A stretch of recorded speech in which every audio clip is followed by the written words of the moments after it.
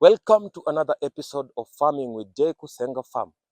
Today's episode is about apple rootstocks and how to get them. This is a M9 rootstock. We also have M7 and M11 and M27. Different rootstock which can do in different climates in Kenya, in Africa, and also in the world. So what you do to multiply the rootstock? Number one, you can do something we call cloning.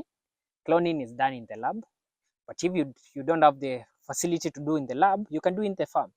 One is that when you have the rootstock, don't let it to be 2 feet tall.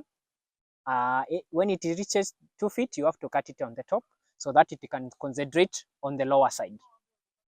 On the lower side, when you it will bring some shoots, and the shoots are like this one. All these are shoots that are going to give you rootstock, different rootstock. When you dig them, you will find these roots beneath this one. So what you do is that you keep adding more manure manure with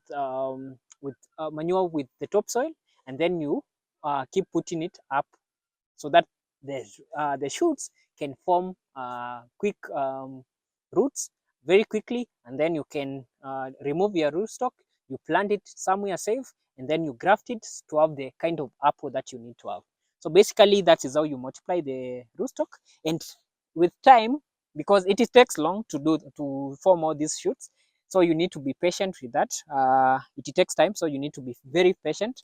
And also with time, the roots for the rootstock tend to be very vigorous. So you can see the roots are the one which form the shoots. So look at this, they are still going all the way to this place. So you need to be patient, and then keep adding more soil and manure to the plant so that it can continue removing more shoots. We are here to educate you about rootstocks, about anything farming, because we farm with J. Kusenga Farm. We are not greedy with the information that we have, because we are here to make you smart in farming. Think green, live green with J. Kusenga Farm.